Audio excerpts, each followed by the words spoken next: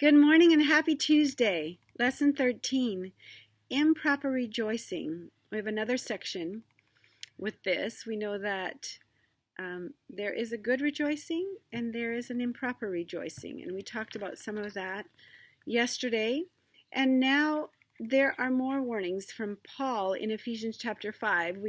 I was reminding you yesterday about the Ephesian church and how immoral the society was there, and very similar to our society, and the warnings apply to us just as well as to the Ephesian church. And these letters, Paul encouraged the churches to share the letters amongst the churches because they were all kind of in the same area of Asia Minor, Turkey. And here he says to the people of Ephesus, have no fellowship with the unfruitful works of darkness, but rather reprove them. You see, the believers in Ephesus had come out of this darkness. They had been part of that pagan heathen society. They had participated in the darkness, in the immorality. And in the previous verses, he reminds them of the sins they used to be a part of. The corruption, the immorality, the greed, the foolishness, the jesting, the nonsense that they enjoyed talking about and making fun of people in society, the abuses, and now he's saying it's a shame to talk about the sins and the things that are done in secret by society. Don't talk about them because they're not edifying. These are of the kingdom of darkness. Don't spend time in contemplating and repeating the immoralities, because in watching or paying attention to or subscribing to channels, spending time in those little groups that gather in the marketplace that rehearse all the foolishness that is done in society, the sins and the affairs and the perversion of people. We are actually partaking or consenting or complying in their sins. We can become partakers as we pay attention to it because it encourages them. It gives them the attention they're looking for. You see, so human beings are finding love, attention, fake love.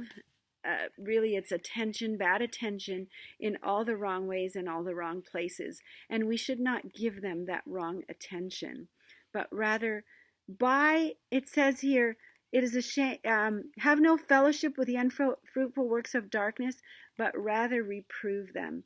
That doesn't mean walking up to someone and just condemning them, because in John we read that God sent not his Son into the world to condemn the world, but to save the world through Jesus Christ. And so how do we do that? Instead of participating and paying attention and maybe laughing about it and repeating their deeds and their unique qualities that they try to do things to gain attention, with our own life exemplifying personal integrity, moral courage, a godly character, this will give them an alternative way to live that they may have never thought about, because we are a living epistle to be read and known of all men. So just like we can spend time reading their lives and thinking about it and talking about it and laughing about it, we offer humanity an alternative. We have the true and better alternative lifestyle, and that is Christ in you, the hope of glory, living to serve and love others. And so Solomon, he says in the next section, he says, as a Christian steward, rejoice not when your enemy falls or stumbles. So this is a lot of what is juicy in the media, is when somebody has an affair, when somebody does something really wrong or says something really hurtful or makes a bad deal of some kind. It's all splashed all over the media. We should not spend time in this. It is foolishness. It is rejoicing in somebody's missteps. But rather, we should give our tongue to thanks and praise to God, to glorify God, to share the stories of Jesus, the Bible stories that our society needs so much. So the question is my heart right before God?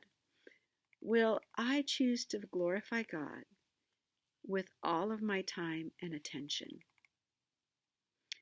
Pull out all the distractions in our life, just cast them aside and bring more of Jesus, more of heaven, and more blessings to those you associate with. This is my prayer for all of us. God bless.